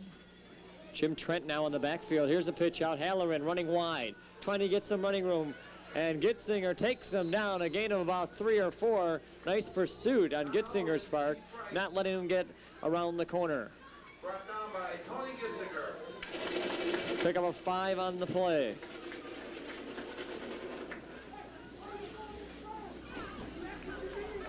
Ball down to the right now, Immaculate Conception kind of seems to be getting it back into the flow of the game. They're going it slow and easy like they have much of this game. Just short gains, nothing spectacular, no big passing attempts. Yeah, do you think this is their first drive here in the second half? They had to wait after the injury timeout, so they haven't been on the field on offense. Shotgun formation this time. A long pass out to the far side, nearly picked up, but Schaefer gets the reception across midfield into Hurricane territory at the 48-yard line. This is the first serious pass attempt for the Knights so far this night, and they come through big. We mentioned earlier that they are down to a third-string quarterback, but he definitely had a pretty good throw on that one. A little flash of first-stringness on his part as they get the first down, and they're posing a real threat to Marian for the first time. 13-yard pickup on the play, 48-yard line. Schaefer out wide, split backfield. The gain on a handoff. Trent nowhere to go and will be dragged back after about a yard. Ryan Fain in on the tackle. By the way, a reminder, before we get done here, we'll pick our usual player of the game. And I don't know, this year, actually this game might be a standout here, considering he's done a good job defensively. But he's also done a good job carrying the ball for 3 touchdowns. 47-yard line. Well, we might have to look to a defensive player also. Been a few of them there. Ryan Fain's been doing a good job on defense. As always, a tough call. Again, drops it off. Halloran spinning his way and then falling forward on his back. Gets about 4 or 5. They'll mark it back, though, about a yard or so. Third, out to the 43-yard line. Brought down by Jason Vandali and Tim Day. So a short gain there for Immaculate Conception. They're showing a little better control as they get into Marian Central territory. As we say, this is the first serious drive they've had against the Hurricanes, but there's still an awful lot of ground for them to cover if they want to get on the board. Trent has the deep back. Halloran behind the quarterback, Begain. He'll keep it himself. Runs up and gets some yardage, enough for the first down. Dragged down at the 35-yard line. And a little push by Begain doesn't be too favorable by his own players and by the Marian Central Hurricanes on the near side. Begain was dragged down by Jason Vandali. And of course, there enters the payback factor. As you can't see it on our screen, but we can still see the flashing lights of the Woodstock ambulance as it rolls out of here. There may be a little anger on the part of Immaculate Conception, and something like that, a little bit of meanness coming out on their part. Long count. Begain pitches out. Halloran cuts back, missed the tackle, and then taken down about a yard or two on the play. Tim Day missed him in the backfield. Gitzinger was the one to tackle him out about the 34-yard line, maybe a gain of about a half a yard. Gain of 1 on the play, 2nd and 9 for the Knights. Apart from that one pass, we haven't really seen much throwing on the part of Immaculate Conception. And it looks like they're going to just stick with this ground game because that seems to be what's working for them so far. Just under 4 minutes to go, third quarter, 21-0 Hurricanes. I formation this time. Begain looking to throw this time. He's got some time, goes to the far side, complete. Schaefer at about the 25-yard line, dragged out of bounds out on the far side by Jim Dowdy.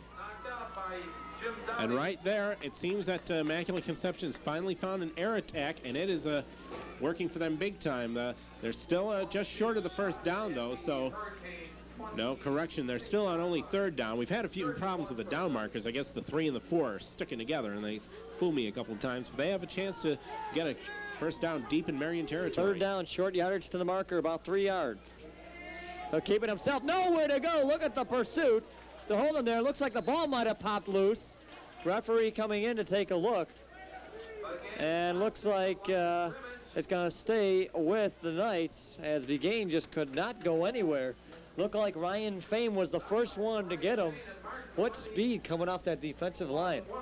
They just chased him right down that backfield. A hallmark for Marian much of the night. When they're not swarming in the secondary, sometimes that secondary just floods right over that line and brings down the man in the backfield. They've killed a lot of plays by Immaculate Conception in just that manner. Fourth down, long 3. 9th play of the drive. Hurricanes showing blitz, long count. Fake actually is a handoff and nowhere to go. Trent is swallowed up and pushed back. They'll push him back actually a yard or so, and then the Hurricanes take over. Jim Scarta was the one to get a hold of him. He wasn't fooled on that play at all. Immaculate Conception at a point where they had to start gambling, and they tried to go for it on that fourth down and about 2 yards, but once again, Marian just swarms over that line, stops him right in the backfield. They can't bring him down, but they more than interrupt his forward progress and take over on downs. Hurricanes up to the line of scrimmage very quickly this time. It's a pitch, some running room out to the near side, and Liska is going to have about a 5 or 6 yard pickup. A flag thrown back near the line of scrimmage. This might be a holding call. Jason Liska on the right side. Usually you see flags thrown in that general direction. I mean, holding, and certainly is. And in spite of that flag, this has been pretty much a penalty-free game. Both sides have been staying away from making the big mistakes, but Marian has drawn both of the penalties so far, and this could hurt them here because this is a holding penalty, may knock them back a little further. The first penalty, an illegal procedure, and that gave them 5 yards. So they'll march this one back. A little bit. I don't think we've had a game all year to be like this, such penalty-free. You know, we've seen games that had quite a bit of penalties, and this is very delightful if you're a coach on the sideline to see your team playing so well, not making any mistakes. Dowdy set up as a wide receiver on the near side. Looking to pass, Dowdy was supposed to be the receiver, and the rush by the Knights, certainly enough, and a block on the pass. By number 70, Tim Welch of the Knights. Welch was the one to knock it down. Welch heading off the Marian pass play, and Marian really in a deep yardage, in a deep situation for the first time tonight. They've been knocked back a little bit, been thrown for some losses, but this is the first time they've had a long yardage to deal with. Well, you talk about what happens after you lose a player of some caliber from our team. There's some inspiration on that last play. Fumble on the play, and looks like the Hurricanes have recovered it. Looked like Klassen was the one to recover his own fumble on the snap. You know, we mentioned earlier how Coach Dave Proffitt had mentioned we got to play the game without making any errors. And to this point, there was one error early in the first quarter and nothing since then.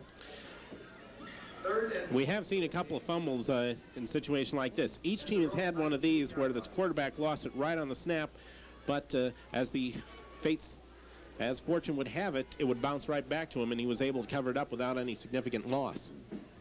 Dowdy and Gitzinger set up as wide receivers near side. Looking to throw. Dowdy across the middle, complete. He's got some running room and then taken down by 2 Knights at about the 35-yard line. That's not going to be enough for the first down. It'll be enough for a 16-yard pickup, though, but sets up a 4th down situation and makes it a little bit easier for Winkleman to punt.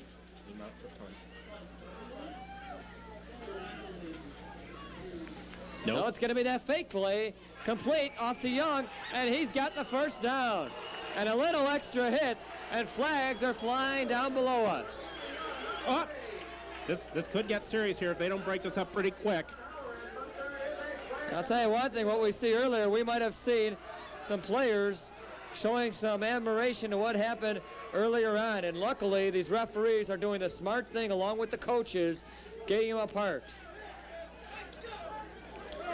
Man, this could get ugly. I mean, we've seen this sort of thing happen in baseball all year long, and now it's sort of spilled over into high school ranks. Fortunately, this was broken up pretty quickly. You could feel the tension level rising right after that one play. Each side has their own view of what was happening, whether it was deliberate or not, and the referees are doing whatever they can to sort this out. That was a 14-yard pass play. And they call off to Young, which is a first down, and then the penalty will be assessed for a late bump hit, which goes to Tim Welsh, and this will be a 15-yard walk-off.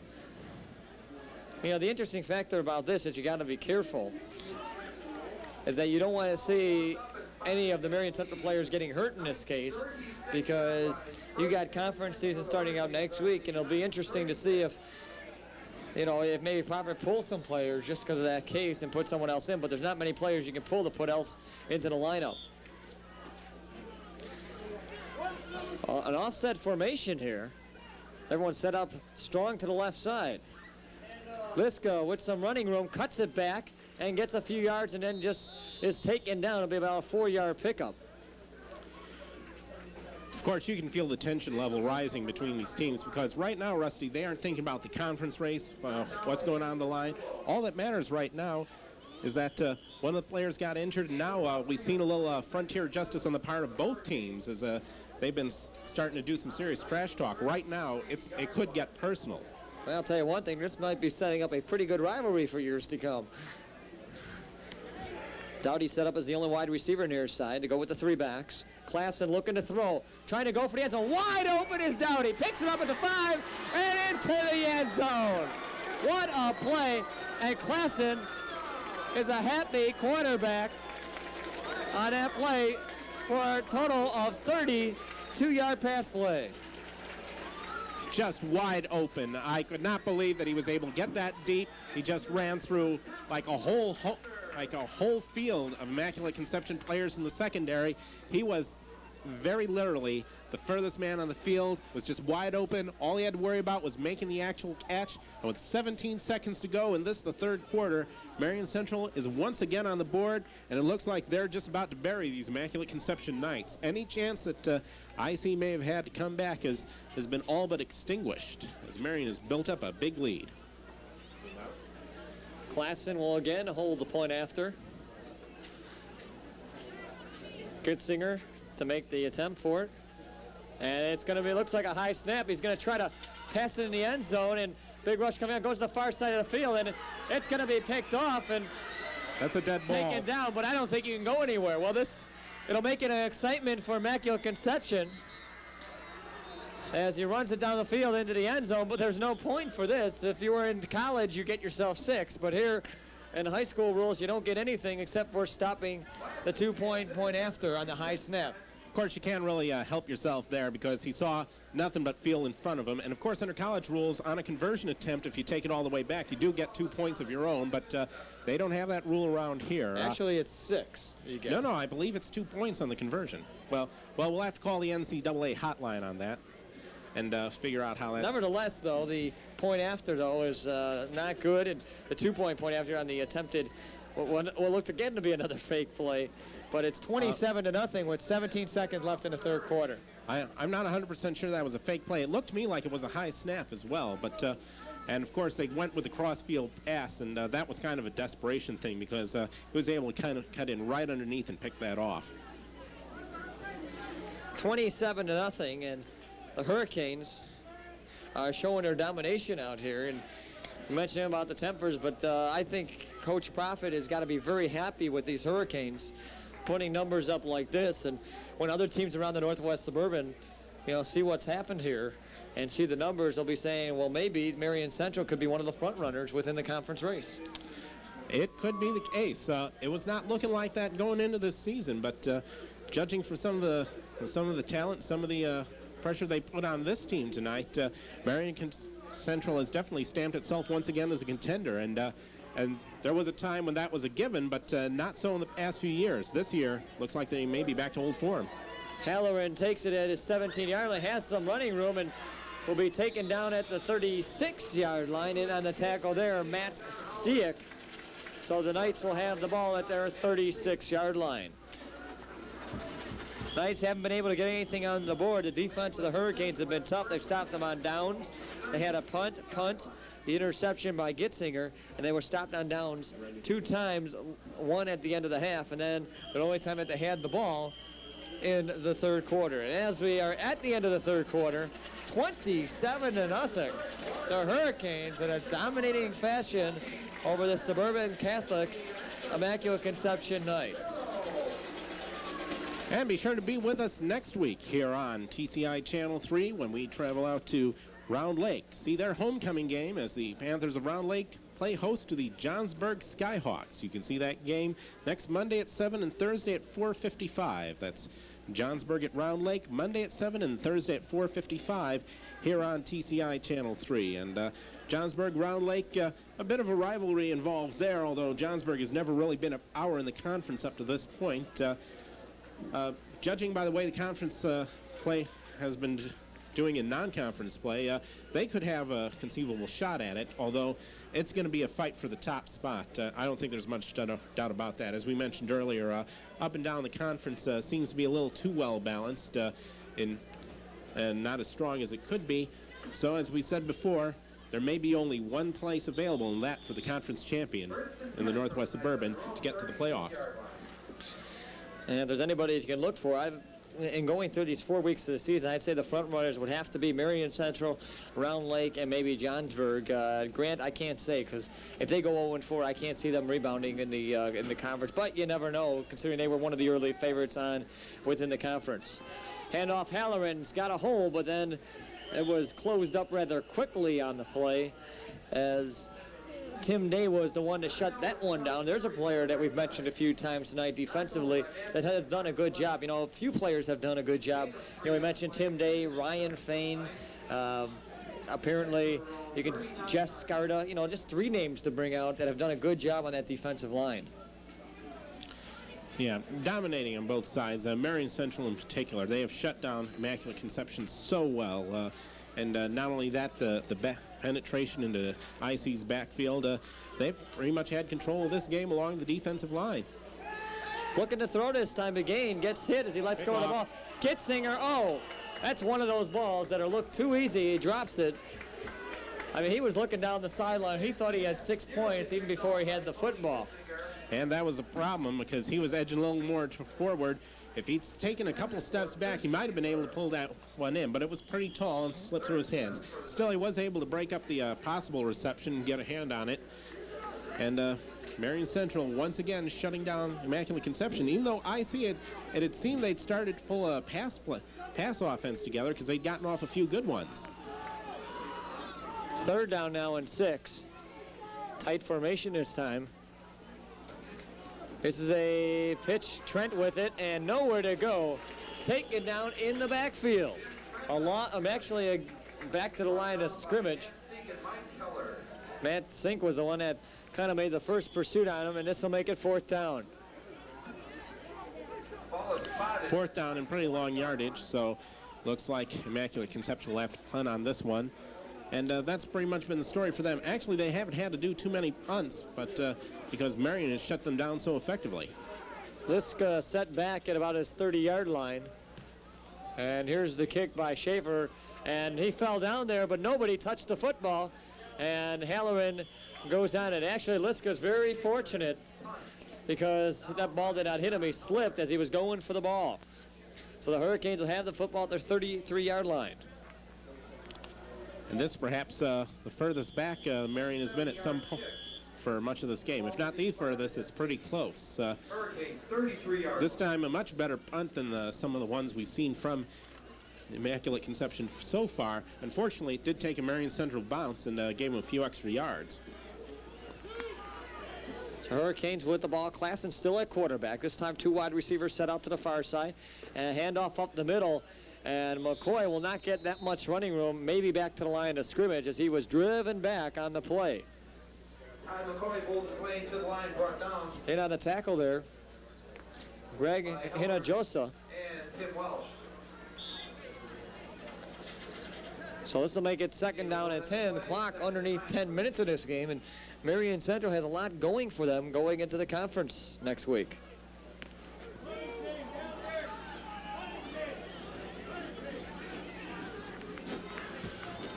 This is a pitch out. Gitzinger will make a Liska some running room, breaks off about 3 tacklers, and then driven out of bounds and hit hard out of there at about the 47-yard line. So it'll be enough for the first down, a pickup of about 13, 14 yards.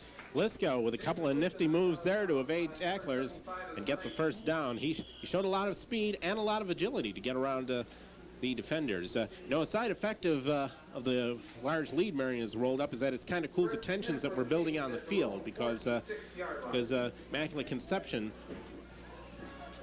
was starting to make this personal, but that's disappeared now as Marian's in full control of the game. 1st and 10, I formation this time. Handoff McCoy, spinning his way up for a couple of yards, still on his feet, across midfield out to the 46-yard line. He's not a big, durable back, but certainly keeps his legs moving and gets good yardage on the play. Brought down by Tim Welsh and Mike Evans. Marian Central again continuing to write the book on controlling the ball and controlling the offense. They're working the clock down pretty well. They're moving the ball effectively. They could put even more points on the board. This is starting to look like a carbon copy of the sophomore game, which ended with a 34-0 score. They pretty much had the same run of it. Split backfield. Liska some running room and will get tackled down close to the marker at about the 40-yard line. And the Knights trying to show that they can keep them back, at least do something to stop the Hurricanes from doing anything. Rocky DiCardio was the one to bring down Liska in the backfield. I mentioned the first round games, or should say the first week of the Northwest Suburban starting next week. Marian will have a tough first 2 games, and they have to host Grant and then go to Round Lake, and both of those games will be a real key factor to see if Marian is off for real. And flags flown on this play. It's really interesting that they set it up that way because we mentioned that Grant is supposed to be one of the surprising teams within the conference this year, and they haven't shown much in their first 3 games, and depending what they showed at one of the teams that have been surprising the Suburban Catholic League over this past weekend. It'll be interesting to see, what comes out of the first 2 weeks. I remember in reading the season preview in the Tribune that they had picked the key game of the year to be Round Lake at Grant, happening in Week 8. That may or may not be the case, depending on things happen. Illegal motion against Marian Central, so that gives them the penalty here. 3rd down, make it about 6. This is a pitch. Liska's got a hole, goes to the outside. 40, tries to cut it back, still on his feet to the 30, and dragged out of bounds. They'll mark it about the 28-yard line. A 22-yard pickup on the play, and Liska's got some good eye movement on the field to see where the holes are. Liska showing some Hartley-esque moves as he darts down that sideline, just very much in control. He's gotten the ball a lot, especially in this second half, and he's just done wonders with it. Not only that, but he had that big reception earlier when he was wide open. His speed has been one of the big differences for Marian Central. 11 carries now, 95 yards that I have him unofficially. Andy Young set up on the near side. Put Liska on the far side. This is a play up the middle. McCoy gets a few yards. They'll push it up to about the 20-yard line. Actually up to the 26-yard line, I should say. So gain of 3 on the play. You go through some other games that will be interesting in the opening week. Johnsburg will be, we mentioned that game, since we'll be out there. We'll be at Round Lake. Then Grant will open up against Grayslake in their opening game, and timeout being called by the Knights here.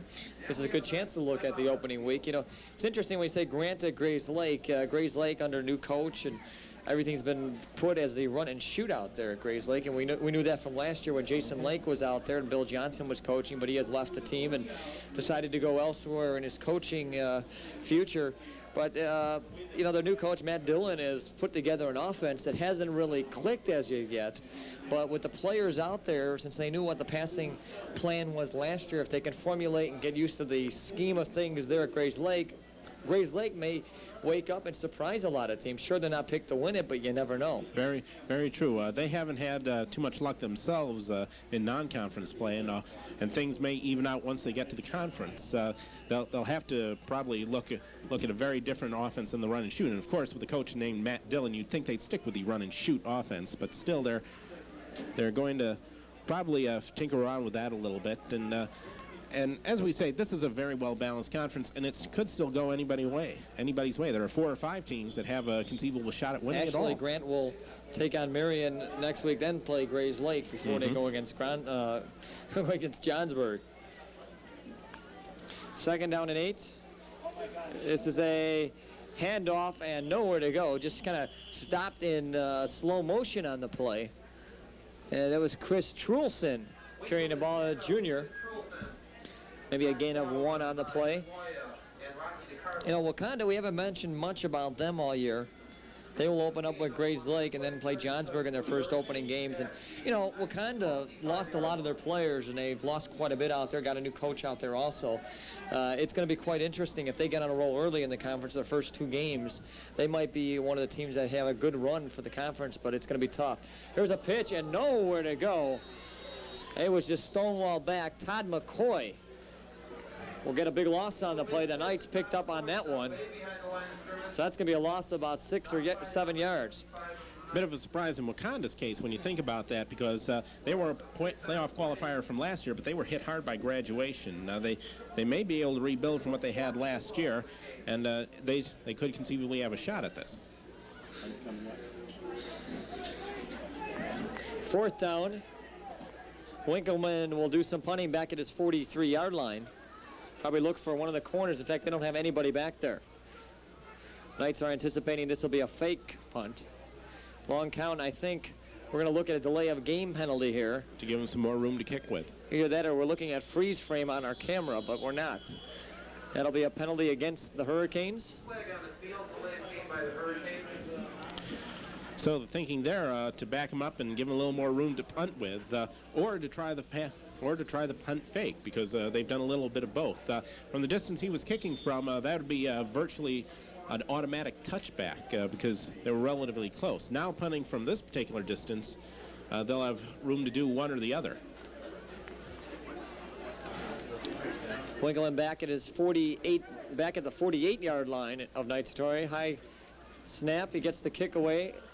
Looking to get it down at the 1-yard line. Young following it, slipping, going to keep it in.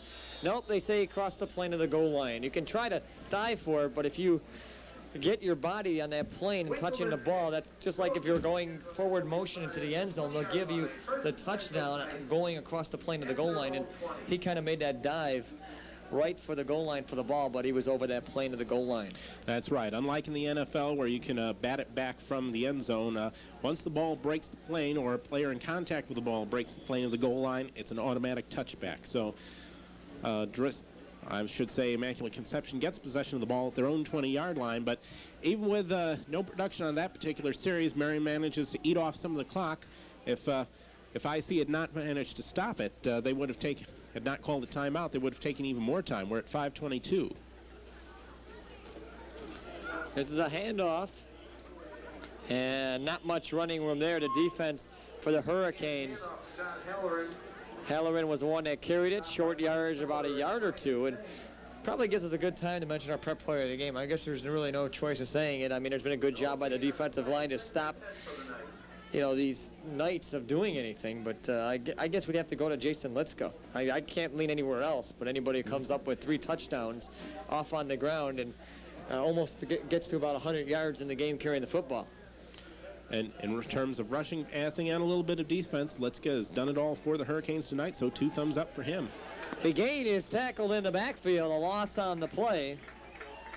Andy Racanelli was the one to do the job. I mean, you got to give credit to the defense. They've done a great job to keep the Knights off balance, but at the same token, Liska scored on a 5-yard run from 7 yards out. And then from 26 yards out, certainly has done the job for these Hurricanes. And I like that one that was from 26 yards out, especially on a 4th and 1, straight through the middle. It's like you could have put a Mack truck through there, at least on a couple of them.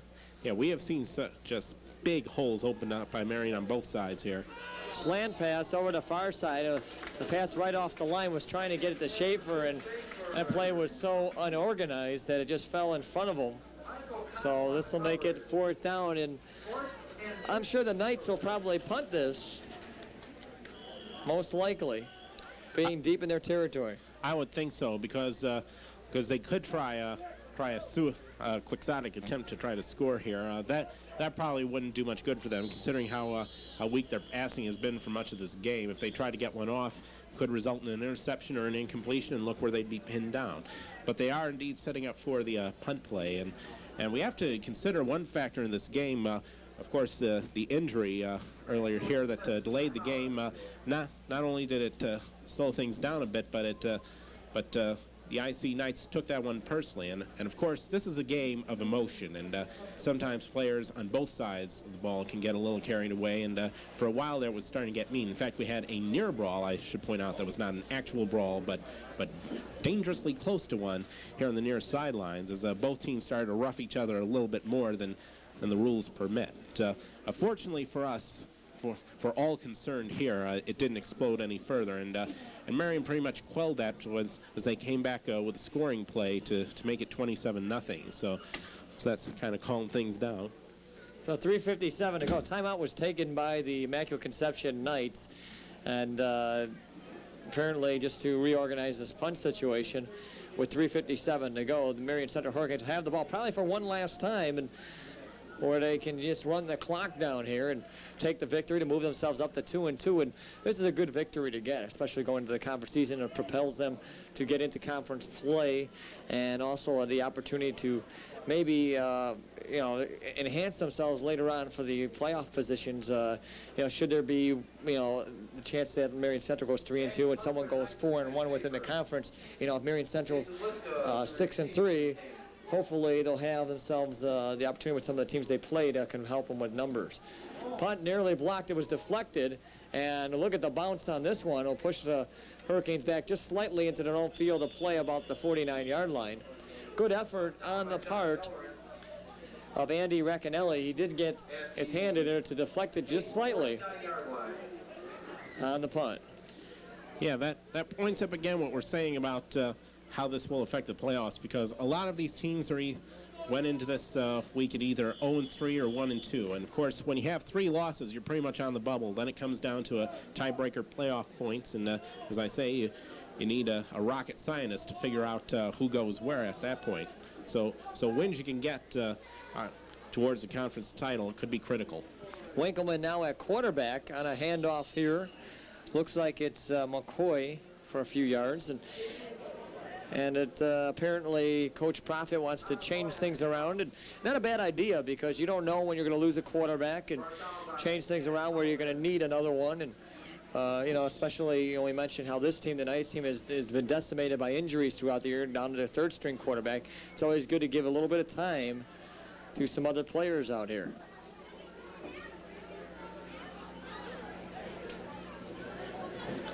Winkleman on a handoff, and nowhere to go this time. Truelson just taken down after a couple of yards. So a 2nd down and 5. So maybe academic at this point, but if Marian cannot convert this 1st down here, then Immaculate Conception would get the ball back, conceivably get the ball back one more time and take a last run at it. So Marian can pretty much slam the door shut if they get the 1st down on these next couple of plays. Young and Mike O'Connell set up as wide receivers near side. This is a handoff. McCoy will not get much, get a couple of yards, and that means it'll be 4th down. I think Marian Central's going to go for it here. Might as well. I mean, they got nothing to lose. A couple minutes left in the game. And of course, the way they've been going historically throughout this game, it would seem to be a good bet. If nothing else, they're going to take as long as possible to get whatever play they choose to get off. In fact, it looks like they may be taking this relatively slow and taking another delay of game penalty just to eat off more time. You know, it's interesting to talk about Jason Liska. 11 carries, 95 yards, and 3 touchdowns. Todd McCoy rushing the ball. I had him here, 12 carries, 55 yards. And Gitzinger had 3 carries for 12, but he shows how much the running attack was superior tonight for the Hurricanes. I mean, about 160 yards on the ground, and that's pretty good when you get 2 backs. Pretty solid backs here on their, power football. The way they're playing with 3 backs in the backfield certainly is going to work well going into the conference next week. So, as predicted, Marian takes a intentional delay of game penalty. That not only led some time off the clock, but gave them an opportunity to punt with a little more yardage to work with. Winkleman back at his 39. High snap will go over his head. He's going to have to hurry up and get it. Now he falls down, and he's going to be down. Once you fall down, you are down. And, boy, what a loss there. And unfortunately. I don't know if I'm not sure if he did that intentionally or not, but eating the ball at that point is about the best thing you could do because that deep in your territory, that many men coming at you, you're not going to get a decent punt off anyway. So the best thing you can do is just eat the ball there. Of course, this does put the ball at just outside Marian's 20-yard line. So Immaculate Conception will get their one last try after all, and I think they have 1 timeout left. So that could come into play here, so they can at least get on the board and score 1 for pride. That was a 31-yard loss on the play. Ball back at the 20-yard line. Again, on a handoff, Halloran just nowhere to go. It's swallowed up by that defensive line, and the Rattlers below us here getting into it and rattling their buckets and coins in the buckets. I kind of like those. I remember seeing those at over at Glenbard South. I was getting into it. We've seen the coins in the, was that detergent boxes they got out here? I think they may be plastic milk cartons. You can also see a few detergent cartons as well. 2nd down 9. Clock winding down, just about 30 seconds left in the game. Looking to throw this time. Again, going over the middle, flag on the play. And now we got, looks like, defensive interference on the play. I would say so. And I think that was less than 15 yards, so that'll probably work out to a completed pass. Or they may march off half the distance, depending on... Well, Mike O'Connell was the one that kind of stepped in the way of the receiver. See what the officials call. There was also another flag on the line of scrimmage that's marked around the 20-yard line coming from the side judge. We can't see it. It's off our screen off to the side. Sitting actually in front of a couple of the onlookers on the sideline here. So the referee's sorting it out. Being that the flag might have come before the actual play, and the defensive interference might offset the penalty. With 26 seconds to go, the Hurricanes have got to be happy with this one. At least Coach Profit has come away. He thought about scoring early. He did so, scoring at the right time and getting themselves out to a 27-0 lead, and certainly has been a good factor. Well, apparently pass interference against Marian Central, so they will give them half the distance, I believe. Well, they gave them the pass play, but the oddity thing, there was a flag back at the 20-yard line sitting off the sideline here. And they must have picked up that flag and assessed the defensive pass interference. It must have been an offside, so they took the greater of the 2 penalties. Very true. Either that or there's the outside possibility that it just plain fell out of his pocket. More likely the former, though, but it pretty much works out to half the distance for Marian Central, although now they're presenting the ball back, and they'll move it up just a little bit to give it the true half the distance, which would put it just inside the 10-yard line. So half the distance, ball at the 10-yard line. And we have a timeout called, I believe, by Marian Central, or possibly Immaculate Conception. Yeah, we have a Hurricane timeout. No, it is by the Marian Hurricanes. So they'll take a little extra time to think about this last play. We're down to a mere 28 seconds to go here in the fourth quarter. 27-0 the score. Marian Central leads the Immaculate Conception Knights. And you have to say, Rusty, all around an impressive performance by Marian Central. They looked going into this game like it could be pretty even, but any possibility of that happening was quickly put to rest as Marian just marched right in and blew through these Immaculate Conception Knights. Yeah, they weren't knights in shiny armor, I'll tell you that. You know, it's kind of strange. You know, the Knights, we talk about their decimation of their injuries, their quarterback problem that they had. Round Lake, they beat them 13-0 last week, and from what I understanding is that it was a good ball game. It wasn't the fact that that they had problems. They lost, I think, a quarterback or two in that game. Round Lake played a good ball game to beat them, and that was out in Elmhurst. First and goal from the 10-yard line. Pitch out. Trent lost the football. Megan Halloran lost the football and falls on it. So they'll still have the ball, and they get to the line of scrimmage quickly. A loss of 5 on the play. Clock still ticking away. They'll get a chance for maybe 1 or 2 more plays here. McGain rolling out. Rush coming on. Gets it away, and it's complete. Halloran spins his way off and goes into the end zone. So the fans on the far side of the field have something to cheer about. A 15-yard pass play with 1 second left. And the Knights will go back to Elmhurst, not being too sad to get something on the board. Yeah, so Marian, I think they may have let off just a little bit because they knew going in that'd be probably the last play of the game. They had a few holes in their secondary. There was only one man covering him, and he managed to pull in that ass, turn around, break away, and waltz in for the touchdown. So with a mere second left in this game, the Knights finally get on the board. And gee, think they'll go for 2 on this one or just settle for 1? They're probably going to go for 1, give his kicker a chance to kick something tonight. John Blaine will be the one to kick the point after. Begain will be the one to hold it.